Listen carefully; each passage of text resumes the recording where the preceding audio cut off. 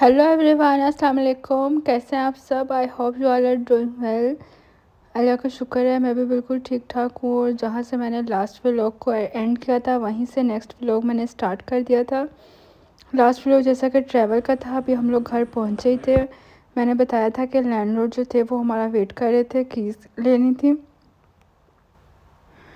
तो बस फिर हम लोगों ने जल्दी से वहाँ से स्टेशन से हम भूख बच्चों को लगी हुई थी, लेकिन हम वहाँ पे टाइम नहीं वेस्ट कर सकते थे कुछ खाने पीने में। हमने कहा एक दफ़ा घर पहुँच जाएं, कीज़ ले लें और फिर उसके बाद देखे जाएंगे ना। तो ये बच्चे यहाँ पे काफ़ी ज़्यादा थके थे, बस मैंने इनको यहाँ पे बिठाया था।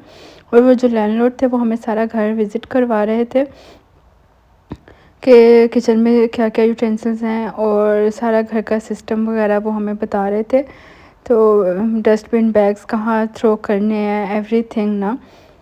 तो बस वो हमें यहाँ पे फिर गाइड वेलकम उन्होंने हमें बड़े अच्छे से किया। बहुत अच्छे हमें लैंडलॉर्ड मिल गए हैं, लकीली जर्मनी में इंग्लिश स्पीकिंग। तो ये भी एक बड़ी अचीवमेंट होती है। बाकी तो फिर वो हमें बता रहे थे कि आसपास पार्क भी है और स्कूल्स वगैरह से रिलेटेड भी चीज़ें। तो बस फिर इन्होंने हमें जो बताया उस वो किचन का उन्होंने मुझे दिखाया और हस्बैंड को भी सारा दिखा रहे थे। तो फिर हम लोगों ने बस उसके बाद जब वो गए हैं, हमने फिर शाम को खाना ऑर्डर किया। खाना ऑर्डर करने के बाद खाना खाया और बस उसके बाद फिर हम 8-9 बजे तक इतना टायर्ड थे, क्योंकि हम लोग सुबह 5-4 बजे के निकले हुए थे, सफ़र में थे और 2 बजे तक हम सफ़र में रहे। तो बच्चे भी काफ़ी थक गए थे। तो बस खाना खाया। ये नेक्स्ट मॉर्निंग का क्लिप था, जब बच्चे अपना स्कूल बैग्स में जो मैंने इनकी चीज़ें रखी थी, मैंने कहा चलो आप लोग ये ना आहिस्ता आहिस्ता आप सेट करो। और ये हस्बैंड ना ले आए थे नाश्ते का सामान। तो नाश्ते का सामान वो लेके आए हैं, तो मैंने बस मुझे था कि चलो अब सबसे ज़रूरी ब्रेकफास्ट का सामान है वो आ जाए, तो बस फिर नाश्ता भी साथ साथ बनाती हूँ। साथ साथ मुझे अब आज का जो मेरे टास्क थे वो यही थे कि मैं ना 1 बाय 1 करके बैग्स वगैरह ओपन करूँ। जो ज़्यादा ज़रूरी चीज़ें हैं किचन की वो तो निकाल के किचन में सेट करें ना।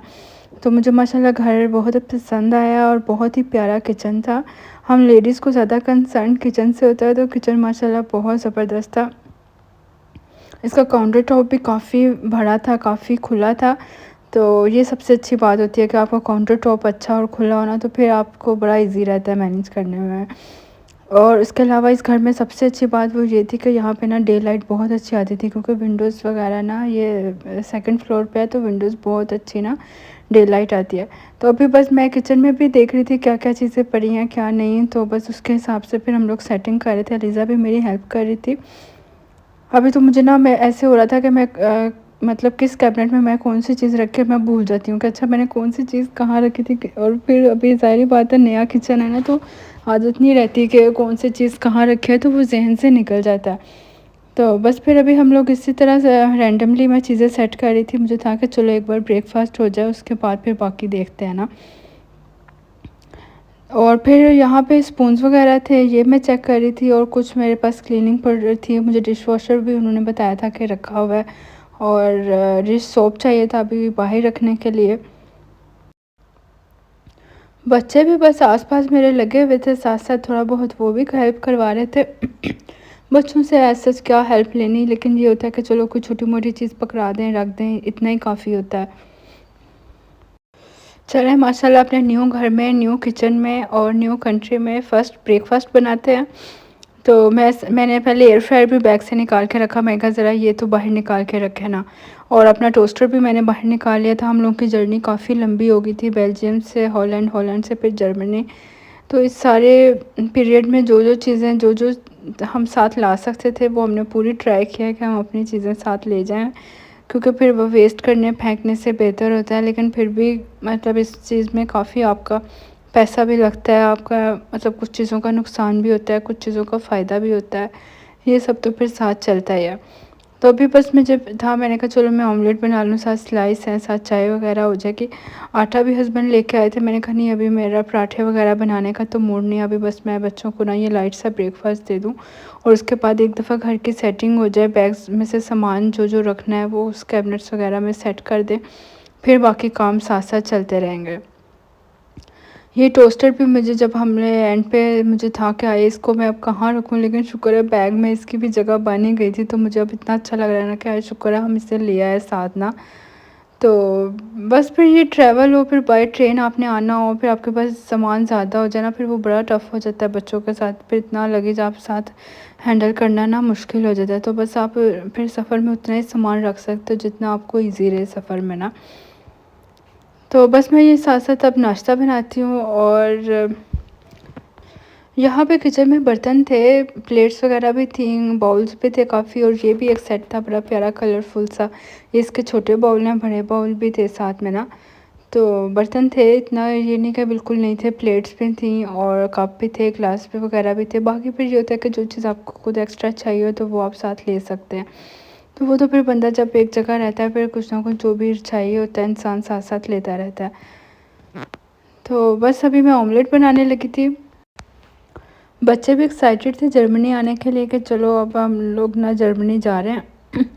मैंने इनको वहीं से इनको ना अच्छे से समझाया था कि अब आपने जर्मनी जाके ना अब हमने सेटल होने की कोशिश करनी है, और आपने बस लैंग्वेज को पिक करना है, लैंग्वेज में अब नो कॉम्प्रोमाइज़ ना।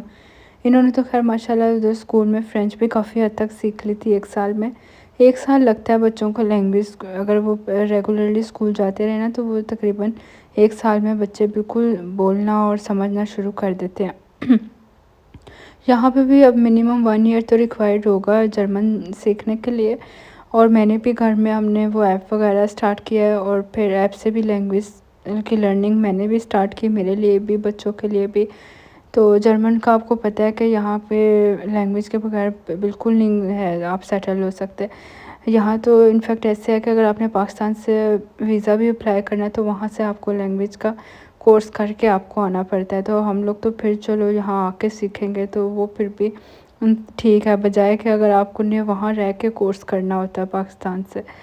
तो बेहतर है, बस जो होता है इंसान के लिए बेहतर होता है, और अल्लाह ताला हमारे लिए भी आसानियाँ पैदा करे।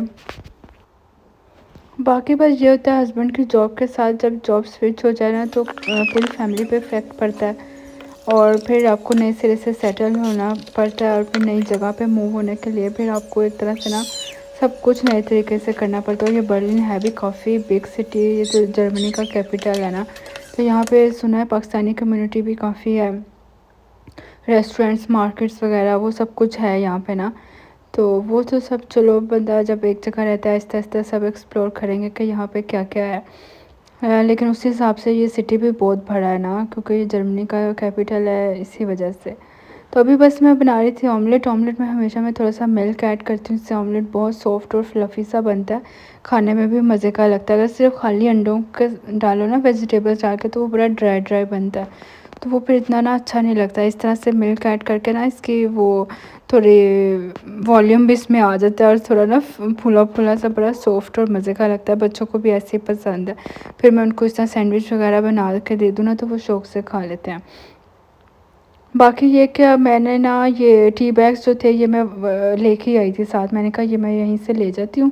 फिर वहाँ जाके अब पता नहीं ये टी बैग्स अक्सर ना ये शॉप से मिलते नहीं हैं, ये पाकिस्तानी शॉप्स इस तरह या तुर्कियों की शॉप हो वहाँ से इस तरह के ये टी बैग्स मिलते हैं यहाँ पे डिफरेंट किस्म। मैंने कहा भाई चाय में तो कॉम्प्रोमाइज़ हो नहीं सकता, हम अपनी चाय का सामान तो साथ ही रखें ना, क्योंकि चाय तो जाके मस्त पीनी है। बाकी रेड चिली, सॉल्ट, कुछ मसाले थे जो मेरे वहाँ पे पड़े हुए थे ना, लेकिन वो बिल्कुल अब एंड पे थे, ख़त्म ही हो गए थे तकरीबन, इसलिए फिर वो मैं साथ भी नहीं लेके आ सकती थी। ये रात को जो हमने ऑर्डर किया था ये भी कोई लेफ़्ट ओवर था, कुछ बच्चों ने ये भी खा लिया था, सयान ने। और बाकी बस फिर मैंने अभी इनको मैं बना के देती हूँ सैंडविचेज़। अभी आप देख रहे हैं मेरे सामने एक बैग खुला हुआ पड़ा है, अभी मैंने इसमें से देखना है कि क्या क्या चीज़ें सेट करनी है। यहाँ पे ना वैसे स्टोरेज अच्छी है, काफ़ी अच्छी स्टोरेज है, ऐसा नहीं कि ना आपको चीज़ों के लिए यहाँ पे वो ना डिफरेंट छोटी छोटी अलमारियाँ हैं, ड्रॉर्स हैं, तो वहाँ पे ना आप आपकी सारी चीज़ें सेट हो सकती हैं। तो ये मेरे पास ना इन्होंने दिए हुए थे ये आइकिया के ना बॉक्सेस, तो मैंने कहा चलो इसको रिफ़िल करती हूँ। अभी फ़िलहाल इसी में ये शुगर का पैकेट रख देती हूँ, और ऑयल की बोतल तो मेरे पास थी तो मैं इसमें ऑयल भी कर रही थी। बस जो छोटा-मोटा ऑयल चाहिए होता है ना पराठे के ऊपर डालने के लिए या वैसे भी, तो वो ये बोतल से यूज़ करने में बड़ा कन्वीनियंट रहता है। और बाकी बस फिर इस तरह किचन की भी जो चीज़ें थी वो किचन में साथ-साथ रख रहे थे बच्चों के साथ, और बाकी ये मैं रख रही थी, कपड़े वगैरह सबके सेट करके रख रही थी। क्योंकि कपड़े भी मैंने बहुत ज़्यादा सारी अलमारियाँ नहीं भरी, मैंने कहा जो-जो चीज़ें चाहिए होंगी या अभी जो गर्मियों के कुछ हैं वो भी बैग्स में ही रहने देती हूँ, बाकी फिर आहिस्ता-आहिस्ता ना जो विंटर के हैं वो भी शूज़ वगैरह बैग्स जो हमें आगे चाहिए तो वो सब मैं ना सेट करती हूँ कैबिनेट्स में। तो बस फिर ये साथ साथ काम चल रहा था और उसके बाद फिर मुझे था कि चलो अब लंच की भी तैयारी करनी है। सबसे पहले जब हम यहाँ पे आए थे ना, हमें जो सबसे ज़्यादा मैं अभी हम लोग टैक्सी में थे तो मैं देख रही थी अल्लाह यहाँ शॉप आस-पास हो, क्योंकि आपको घर के पास कोई भी ग्रोसरी स्टोर हो ना तो बहुत सहूलत रहती है। और फिर सबसे बढ़कर ये होता है कि आपको चलो कोई छोटी-मोटी चीज़ चाहिए तो आप जाके ना लेके आ सकते हो। वैसे यहाँ पे एलडी, लीडर वगैरह भी बहुत इस तरह की मार्केट्स हैं जो बंदा वीकली या मंथली कोई ग्रोसरी करनी हो वहाँ से भी कर सकते हैं। लेकिन कोई भी इमरजेंसी के लिए भी पास ना शॉप का होना बड़ा ज़रूरी होता है। तो ये मैं और अलीज़ा वहाँ गए थे और हमने फिर ये थोड़ा-सा मैं सामान ले मुझे था कि चलो अब ना राइस ले आती हूँ तो वो बना लेते हैं। साथ ही मुझे फ़िश फ़िले यहाँ पे थे लगे हुए ना, मैंने कहा चलो ये फ़िश ट्राई करती हूँ, ये साथ बना लेती हूँ। अभी चिकन वगैरह वो अब ज़ाहिर बात है हलाल मीट ढूँढना, हलाल शॉप्स चिकन की वो फिर अभी हस्बैंड फिर देखेंगे, वो फिर ला के देंगे बाद में ना। तो वैसे भी बच्चों को फ़िश पसंद होती है तो मैं ये फ़िश की थोड़ी-सी मैरिनेशन कर रही थी। वैसे हमने सुना है जर्मनी जो है ना वो बाकी कंट्रीज़ के साथ कंट्रीज़ एज़ कम्पेयर टू ना कि जर्मनी सस्ता है। जर्मनी में ना ये खाना पीने की चीज़ें और ग्रोसरी थोड़ी ना कम रेट पे होती है। तो हमें वही था, हमने कहा चलो देखते हैं मार्केट यहाँ पे एक्सप्लोर करते हैं कि यहाँ पे क्या फ़र्क है ना प्राइसेस का। लेकिन यहाँ पे तो अभी फ़िलहाल तो मुझे इतना कोई ख़ास नहीं लगा, सेम ही लग रहा था। बेल्जियम और हॉलैंड की तरह ही लग रहा था। बल्कि हमने तो यहाँ पे जो खाना भी पहले दिन हम आए थे तो ऑर्डर किया था वो भी थोड़ा एक्सपेंसिव ही पड़ा था। बाकी फिर देखते हैं आहिस्ता-आहिस्ता नई सिटी में जाके आपको समझ आती है सारी चीज़ों की ना। तो ये फ़िश भी बस जो मेरे पास घर में अवेलेबल चीज़ें थी ना मैंने उसी से बस गुज़ारे लायक इसको मैरिनेशन कर दी थी और फिर मैंने इसको एयर फ्रायर में रख दिया था बनने के लिए। और बस ये पकती रहेगी साथ। और ये मेरी किचन के विंडो से बाहर का व्यू था।